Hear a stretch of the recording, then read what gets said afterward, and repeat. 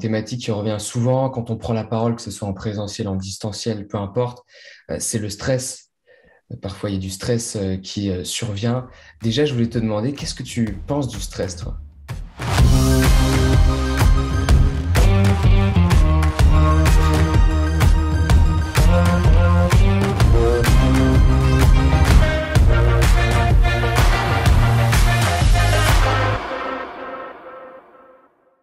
Bah, moi, j'aime le stress positif, mais le stress négatif. Moi, j'aime le stress, tu vois, genre, à chaque fois que j'allais faire un spectacle de danse ou un truc, tu vois, ou de théâtre, j'aime l'adrénaline qu'il y a, tu sais, dans les coulisses juste avant, où genre, tu sais, ton cœur, tu penses il va s'arrêter. Mais moi, j'aime ça, tu vois. Après, il y en a qui n'aiment pas. Et je peux comprendre qu'on n'aime pas forcément. Après, c'est le stress procuré pendant que tu es dedans. Et ça, c'est le pire. Parce que pendant que tu es dedans, par exemple, dans ta prise de parole en public et tu commences à stresser, là, tu es en train de sortir de toi et donc de te perdre, évidemment, et de te regarder. En fait, moi, ce que j'appelle ça, c'est se regarder. Donc, tu dis, ah, ça y est, je stresse. Et donc là, bah, c'est là où tu deviens rouge, tu as les mains moites, tu transpires, tu bugs, tu as des blancs, etc. Et, euh, et en fait, je pense qu'il faut se préparer parce que on peut pas. Moi, demain, comme je te répète, moi, demain, tu me mets devant 1000 personnes. Je pense que je vais pas être à 100% de mes capacités. Je vais pas être comme là. Je vais sûrement, tu vois, avoir les mêmes moites, un peu, tu vois, un petit peu stress. Tu vois. Bon, après, moi, j'aime bien ça, tu vois. Maintenant, il faut savoir le gérer. Et aussi, il y a un autre truc, c'est se dire, si je me plante, mais moi, je m'en fous, tu vois. En fait, c'est plus l'histoire d'avoir tous les regards sur moi qui peut être dérangeant que le fait de me planter. Parce que ça, je l'ai dépassé, tu vois. Et puis forcément, à un moment donné, tout ne peut pas être parfait. Donc forcément, je vais soit écorcher un mot, soit me planter à un moment donné. Et c'est pas grave. Parce que est-ce que tous les gens qui sont dans le public sont capables de faire ce que moi, je suis en train de faire? Tu vois, c'est la question que je me dis.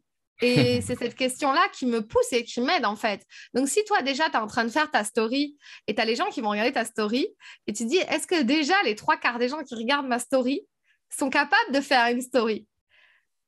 Tu vois, enfin, c'est pas du tout pour dénigrer quoi que ce soit, mais c'est juste pour remettre les choses à leur place et en fait te donner confiance. Moi, je marche beaucoup comme ça avec mes clients, tu vois. J'essaie de vraiment leur donner confiance en eux. Est-ce que déjà, tu as des gens dans ta famille qui font ce que tu fais? Non. Bon, ben alors déjà, on repart de ça, tu vois. Et donc, c'est comme ça que tu arrives à vaincre ton stress. Plein de choses. Après, il y a tout ce qui est relaxation. Voilà, toutes les techniques de gestion du stress en amont et des émotions.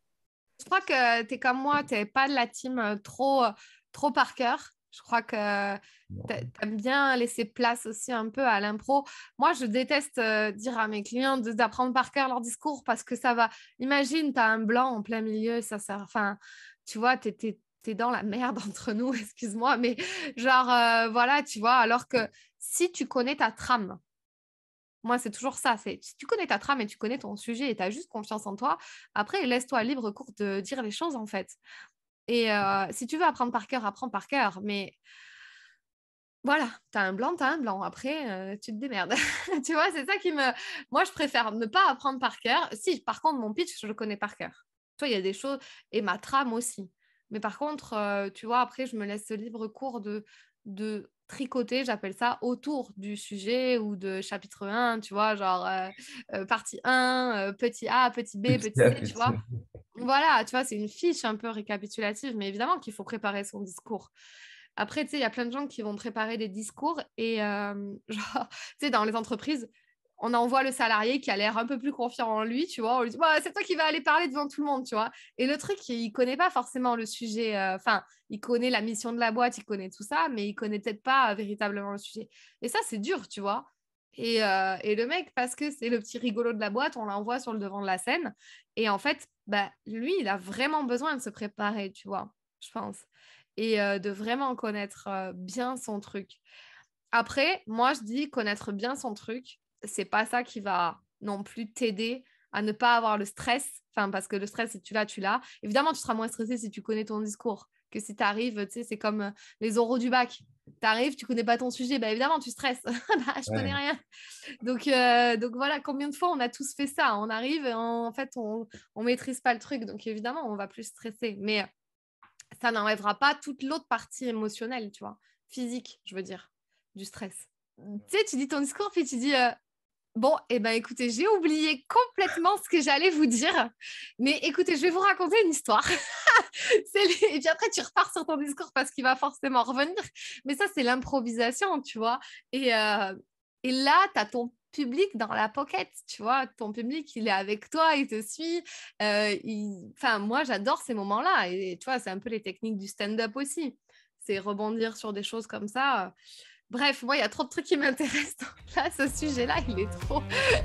On va faire un podcast de 2 heures la prochaine fois. Ouais. Si cette vidéo t'a plu, tu peux la partager à un ami qui en aurait besoin. Tu peux aussi t'abonner à ma chaîne YouTube pour m'encourager.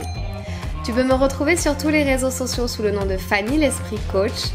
Tu peux me poser toutes les questions que tu souhaites et aussi me donner des sujets que tu aimerais que j'aborde.